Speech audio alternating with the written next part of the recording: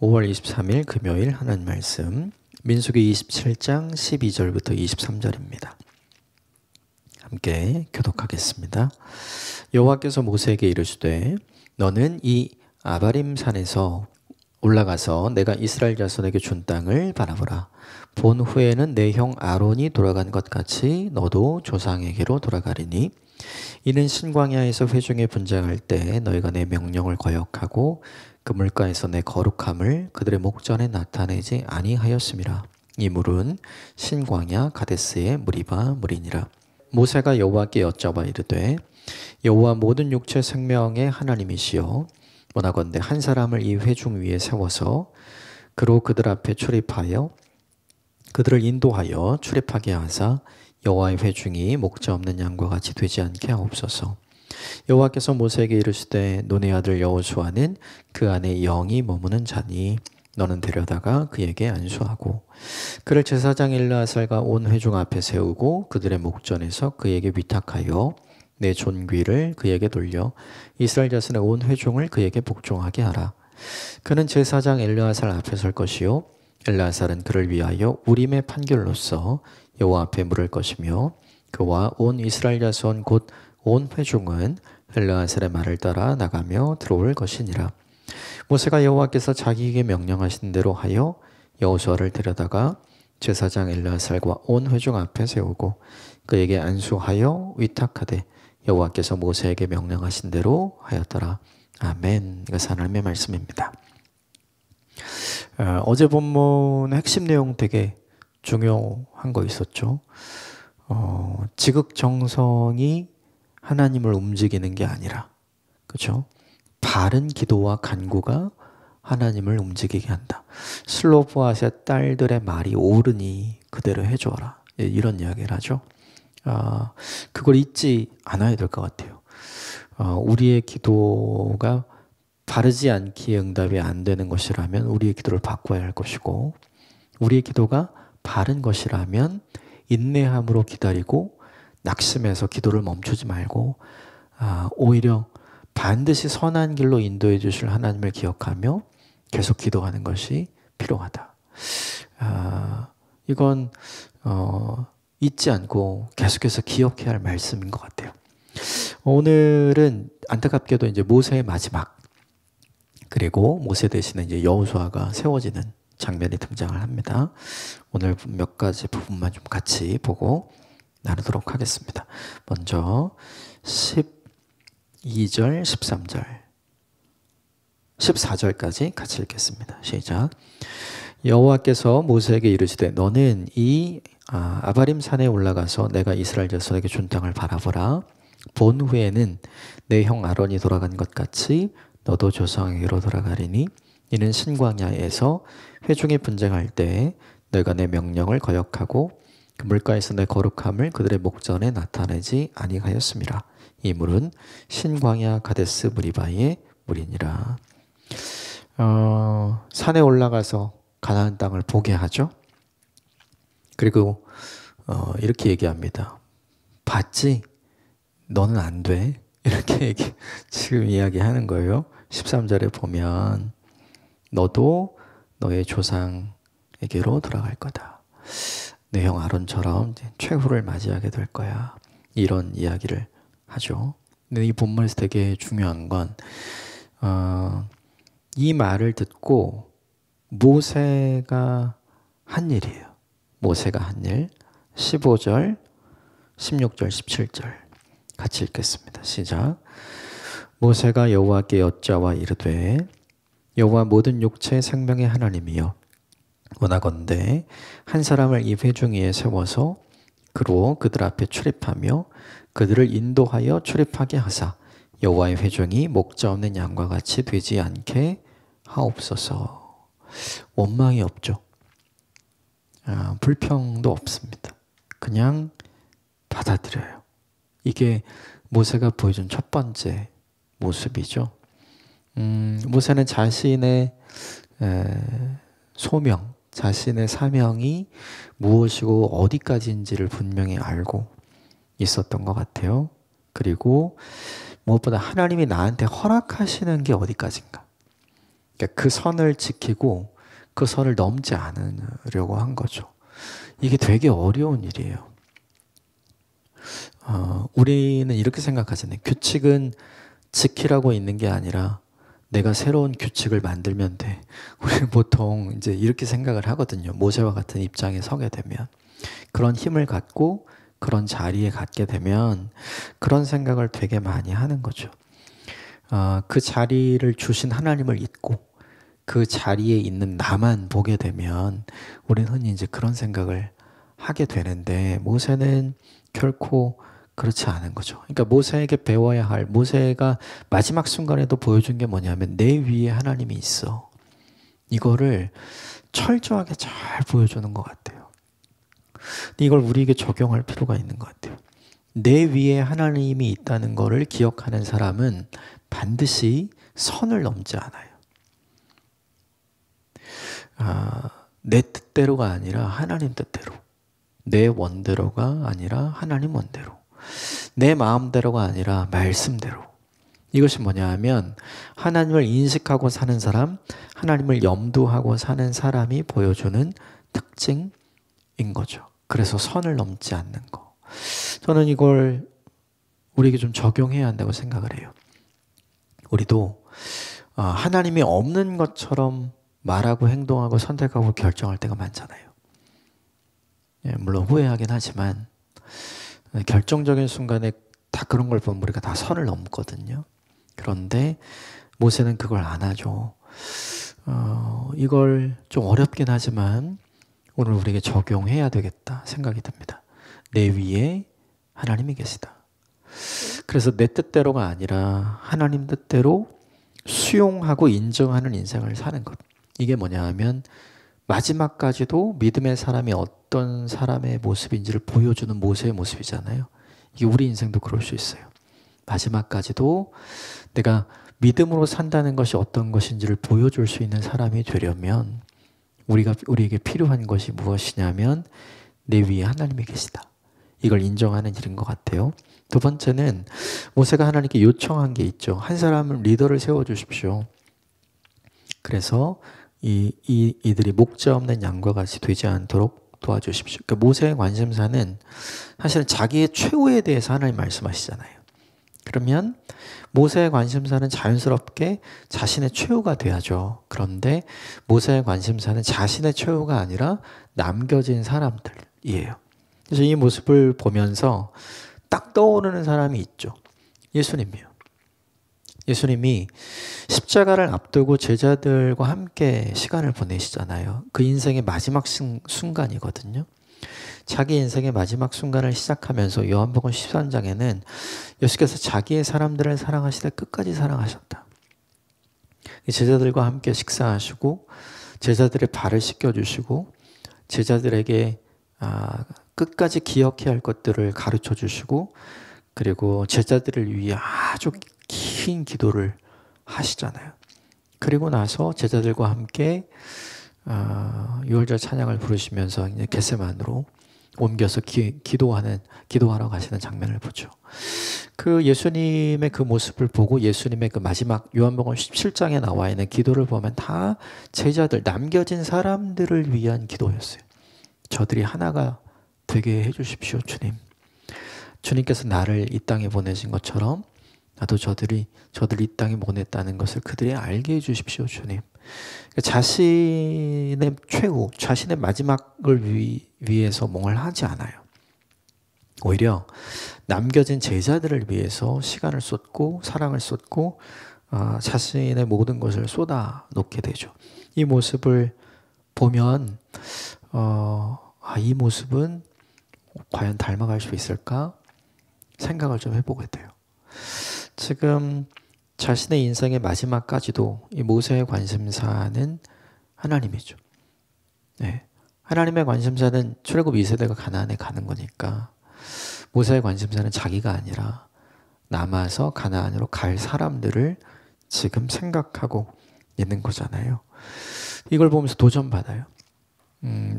내 인생의 가장 중요한 시점에 나도 하나님의 관심사를 나의 관심사로 여기고 가질 수 있는 사람인가?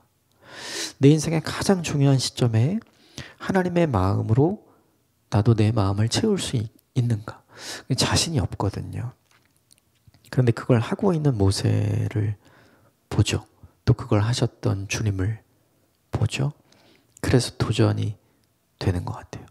이게 어려운 일이지만 주님께서 우리에게 원하시는 일은 아닌가, 이런 생각을 좀 하게 되고요. 결국 이 요청에 따라서 하나님께서 알려주시는 조건의 사람이 있어요. 18절 같이 읽읍시다. 시작. 여호와께서 모세에게 이르시되 눈의 아들 여호수아는 그 안에 영이 머무는 자니 너는 데려다가 그에게 안수하고. 하나님께서 여호수아를 모세 다음에 리더로 세워라, 이렇게 얘기하는 거죠. 근데 조건, 하나님의 조건이 뭐냐면 그 안에 영이 머무는 자니, 이게 이 조건과 이유였어요. 우리가 이제 여호수아를 잘 알고 있기 때문에 여호수아 1장에는 새로운 리더로 선출이 된 여호수아의 갈등과 고민, 두려움이 있잖아요. 막 갈등하고 고민하잖아요. 그래서 하나님께서 강하고 담대하라. 그렇죠? 내가 너와 함께 할 거야. 이런 얘기를 해주시잖아요. 그러니까 여호수아 스스로는 이렇게 생각을 하는 거죠. 나는 모세의 뒤를 이을 지도자가 될 감이 아니야. 스스로는 그렇게 생각을 했던 거예요.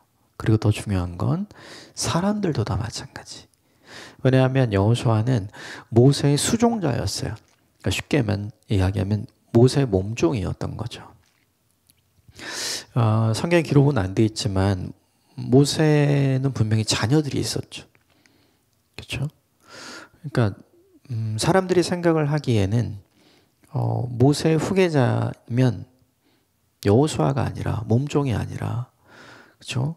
오히려 모세의 자녀면 훨씬 더 사람들이 인정하지 않을까요? 그렇지, 저런 사람이 되어야지. 그러니까 사람이 보는 기준과 하나님께서 보시는 기준이 전혀 다른 걸 이 본문이 우리에게 보여주는 거죠. 리더를 세울 때 하나님께서 보시는 것이 무엇인가? 그의 조건, 그의 능력, 그의 실력. 우린 이런 게 중요하다고 생각하잖아요. 그런데 무엇보다 중요했던 거, 다 중요하지만 그것보다 더 중요한 건 뭐냐면 그 안에 영이 머무는 자, 그가 성령 충만한 사람인가. 이 뜻은 뭐냐 하면 그가 신비한 어떤 체험을 했는가, 이런 걸 얘기하는 게 아니에요. 하나님의 영이 거하는 사람은 하나님의 입장에서 생각하고, 하나님의 입장에서 말하고, 하나님의 입장에서 듣고, 하나님의 입장에서 보고, 하나님의 입장에서 결정하죠. 이게 되게 중요해요. 그러니까 그 안에 영이 충만한 사람, 그 안에 영이 머무는 사람은 결국 하나님의 마음과 생각의 다스림을 받는 사람.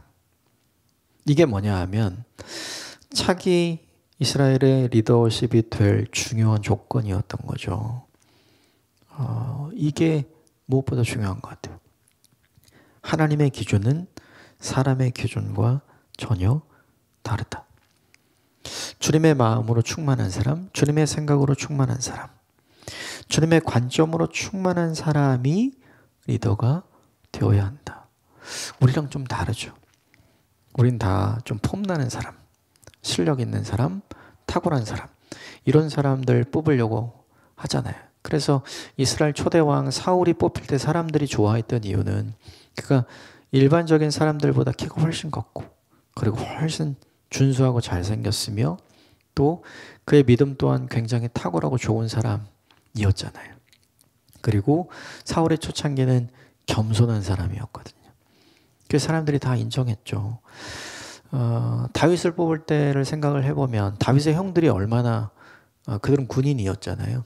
다윗의 형들은 얼마나 좋은, 그렇죠, 허우대를 가지고 있어요. 사무엘조차도 다윗의 첫째 아들을 보고 이 사람이구나 라고 생각하잖아요. 그런데 하나님은 그게 중요하지 않았죠. 나는 외모를 보지 않고 나는 중심을 본다. 하나님께서 가르쳐 주시잖아요. 그 중심에 성령이 충만한 하나님의 마음과 생각이 있는 사람이 다윗이었기 때문에 하나님께서 다윗을 선택하잖아요. 그러니까 하나님의 인재 등용 법칙은 예전이나 지금이나 별로 다르지 않은 것 같아요. 중요한 건 하나님의 마음과 하나님의 생각이 있는가? 우리에게 중요한 건 그거죠. 우리도 하나님의 마음과 하나님의 생각이 있는 사람을 리더로 세울 줄 아는 사람인가? 우리에게 이거 훨씬 더 중요하죠. 또 내가 그런 사람이 되어서 리더로 세워짐을 받을 수 있는가? 이것도 우리에게 훨씬 더 중요해요. 이 둘 다를 갖춘 사람이 되면 좋겠다. 이런 생각을 하게 되죠. 결국 이 사람을 뽑아서 모세에게 하나님이 시키는 일이 있었어요. 19절, 20절 같이 읽읍시다. 시작. 그를 제사장 엘르아살과 온 회중 앞에 세우고 그들의 목전에서 그에게 위탁하여 내 존귀를 그에게 돌려 이스라엘 자손의 온 회중을 그에게 복종하게 하라. 정식으로 하나님께서 이 사람을, 이 여호수아를 모든 이스라엘 회중 앞에 세우고 이 사람이 모세의 뒤를 이을 차기 리더십, 내가 선택한 자가 아니라 하나님이 선택해서 세워주시고 또 그들을 인도하여 가나안 땅으로 가게 할 자리에 택하신 하나님의 사람이라는 걸 모두에게 보여주라. 그래서 사람들이 그에게 복종하게 해라. 왜 이야기를 했는가? 두 가지 간단해. 사람들이 인정 안 할 거고 사람들이 따르지 않을 거기 때문에. 사람들은 모세와 관련 있는 직계 자녀이면 이런 생각 안 하겠죠. 근데 그것과 전혀 상관없이 자신들이 전혀 모세 이후에 다음 리더로 세워질 거라고 한 번도 생각하지 않았던 사람이 여호수아였던 거예요. 쉽게 말하면 자신들이 인정하지 않는 사람. 근데 이걸 하라는 건 뭐냐 하면 내가 인정하지 않는 사람을 하나님이 인정하신 거잖아요. 그걸 받아들이라는 거예요. 근데 가만히 보면 우리도 이런 게 되게 많아요. 하나님이 세워주셨는데 잘 인정을 안 해요. 내가 마음에 안 들거든요. 그래서 내 마음에 드는 사람을 세우고 싶고 내가 인정하는 사람의 말만 들으려고 하는 경향이 우리에게 다 있는 것 같아요. 근데 이 부분을 조심해야 되는 게 뭐냐면 오늘 본문 이거죠. 리더는 사람이 선택하는 게 아니에요. 그게 아니라 리더는 하나님이 세워주시는 거죠. 이게 너무너무 중요해요. 그리고 나서 하나님이 한 가지를 더 하라고 합니다. 21절 같이 읽겠습니다. 21절 시작. 그는 제사장 엘르아살 앞에 설 것이요 엘르아살은 그를 위하여 우림의 판결로서 여호와 앞에 물을 것이며 그와 온 이스라엘 자손 온 회중은 엘르아살의 말을 따라 나가며 들어올 것이니라. 대제사장이 우림과 둠밈을 가지고 있었죠. 이걸 이제 일종의 제비뽑기 같은 건데 하나님께서 말씀하신 내용에 대한 것을 확인하는 방법으로 썼던 우림과 둠밈이죠. 19절과 20절까지 하면 그래도 믿지 않고 저거 모세가 저거 짜고 저러는 거 아니야? 이렇게 생각하는 사람들이 있었겠죠. 그러니까 하나님 거기까지 생각을 하고 그걸 대제사장 엘르아살에게 우림과 둠밈으로 하나님께서 우리에게 어떤 말씀을 하시는지 확인해라. 그래서 제비를 뽑아서 하나님께서 여호수아를 세운 것을 사람들이 확인하게끔 해주어라. 이 이야기를 하는 거죠. 공식적으로 사람들이 인정할 수 있는 절차와 과정을 모두 다 이야기한 거예요. 이게 보면 여기까지 와야 사람들이 다 인정하고 따르게 되는 거죠. 이 절차를 밟아야 돼요. 절차는 힘이 있는 거죠. 이게 되게 중요한 거죠. 사람들은 보통 절차를 무시하고 막 뭘 하려고 하잖아요. 특히 힘 있으면. 근데 하나님은 그런 힘이 있는 모세에게 철저하게 절차를 거치게 하고 그리고 사람들에게 인정받게 하고 그리고 결과적으로는 하나님께서 그를 선택해서 세웠다는 걸 모든 사람들이 우림과 둠밈을 통해 다 알고 확인하게 하는 방식을 쓰는 거죠. 이것도 되게 중요해요. 왜 굳이 이런 방식을 쓰시는가? 사람들이 어떤지를 아는 거예요. 인정하지 않고 따르지 않고 다른 이야기를 할 사람들이라는 걸 하나님 아시는 거죠. 그래서 아주 선명하고 분명하게 사람을 세웠던 기준, 영이 충만한 자, 그리고 모든 사람들 앞에 가서 하나님이 세우신 자라고 이야기를 하고 그것을 우림과 둠밈으로 확인하게 하는 요 세 가지 절차를 거치면서 온전하게 선택되고 인정받는 리더로서 세워 주시는 거죠. 그러니까 저는 이 본문을 보면서 이걸 거꾸로 적용해야 된다고 생각해요. 이런 절차에 의해서 세워진 리더라면 내 마음에 들지 않더라도 인정해야 한다. 하나님께서 세우신 하나님의 방법으로 세우신 리더를 인정해야 한다. 왜 이걸 구체적으로 이렇게 세 번이나 이야기하실까? 우리가 그거 잘 인정하지 않는 사람이라서 그런 거죠. 그렇죠? 교회 안에서 우리가 좀 생각해 봐야 할 문제인 것 같아요. 마지막 22절, 23절 볼까요? 시작. 모세가 여호와께서 자기에게 명령하신 대로 하여 여호수아를 데려다가 제사장 엘르아살과 온 회중 앞에 세우고 그에게 안수하여 위탁하되 여호와께서 모세에게 명령하신 대로 하였더라. 하나님께서 모세에게 말씀하신 대로 모세가 끝까지 그대로 하죠. 하나도 바꾸지 않고 주님께서 말씀하신 대로 주님께서 원하시는 대로 해요. 언제요? 그의 인생의 마지막 순간에. 그의 인생의 마지막 순간에 뭘 하고 싶었을까요? 모세는 평생 하나님 말씀대로 살았잖아요. 평생 그분을 따랐잖아요. 근데 그의 마지막 순간에 뭐 하고 싶지 않았을까요? 그래도 한번 내 마음대로 하고 싶다 이런 생각 들지 않았을까요? 근데 그는 끝까지 그런 게 없죠.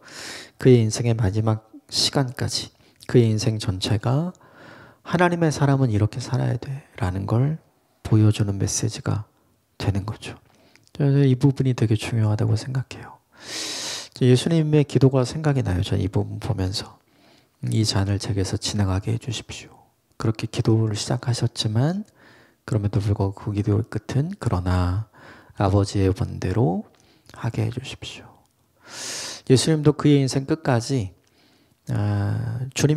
하나님이 원하셨던 걸 하죠. 십자가에서 사람들이 다 내려오라고 하잖아요. 근데 예수님 내려갈 수 있죠. 예수님 내려가지 않아요. 왜냐하면 끝까지 명령하신 대로 십자가를 짊어지기 위해 순종하신 모습을 보이잖아요. 우리 인생이 어때야 되는가 생각을 좀 해봅니다. 이 본문의 모습을 보면서 우리도 모세처럼 끝까지 하나님께 순종하고 주님 말씀대로 사는 인생을 살게 되기를 주님의 이름으로 축복합니다. 함께 기도하겠습니다.